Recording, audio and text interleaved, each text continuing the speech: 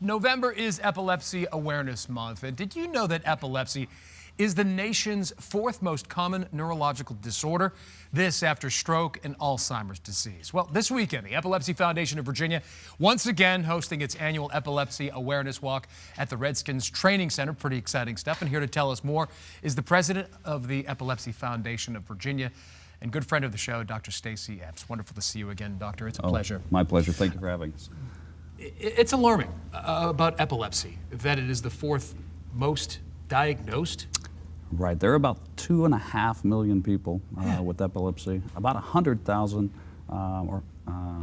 in Virginia. And it's really a disorder that it's a chronic disorder that you live with. And the hard part about it is you never know when a seizure is going to come. Mm-hmm. And that can be very upsetting and unsettling to your life. And with the foundation, our aim is to provide awareness, promote awareness, provide assistance to patients. And the big thing is really getting rid of that stigma, right? So if someone has a diagnosis of asthma or diabetes, well, that's a medical issue. When someone has epilepsy, people, kind of are taken aback. And we want to really remove that stigma and see that people with epilepsy can lead productive lives. They can be just like anyone else that you interact with on a daily basis. Doctor, it has to be very troubling for a young person as well. And how do you stamp out that stigma?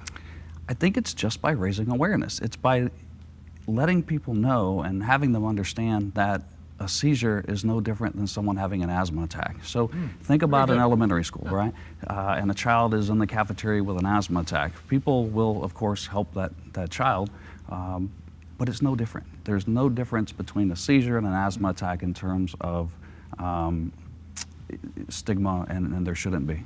How long do most seizures last? Or is there an average? Sure. So most seizures, about 98%, 99% of seizures will stop by themselves within 2 minutes.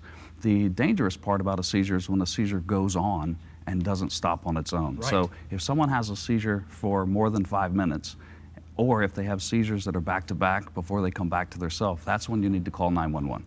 Doc, what are some of the signs of an epileptic seizure, and what should a person do if they don't know somebody is living with epilepsy? What should a person do? So first thing is keep that patient safe, okay, right? So if, for example, we do bus driver trainings to teach the bus drivers what to do if a child has a seizure on the bus.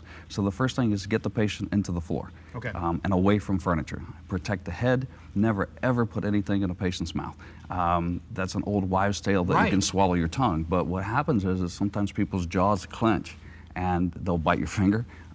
If you put something in their mouth and they bite it off, they could aspirate it and choke on it. So you just you keep them safe, you roll them on their side, wait for the event to end. If it doesn't end, like I say, within 5 minutes, you call 911. Is there a treatment for epilepsy? Sure, certainly. We have multiple drugs, and today, back in the day, we only had a handful of drugs. So today we have multiple new medications. There are devices, such as implantable devices, a vagus nerve stimulator for people who are refractory to medications. About 60% of people will respond to therapy with their first medication. The other 40% go on to a second medicine. And out of that, that's probably about 20% or so that don't respond or have intractable epilepsy. And those are the people that, despite our best medical treatment, continue to have seizures, and they're not controlled.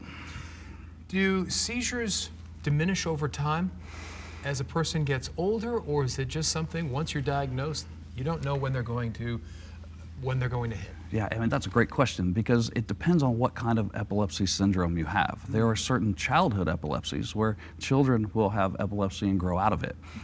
There's another type of epilepsy, for example, we use something called juvenile myoclonic epilepsy. Typically you get this in your early teens into the late teens, and you have 3 distinct seizure types, but this is a seizure syndrome or an epilepsy syndrome that is lifelong, and you have to be on medicine. Generally, it's very easily to control, with exception, but this is an epilepsy that goes on forever.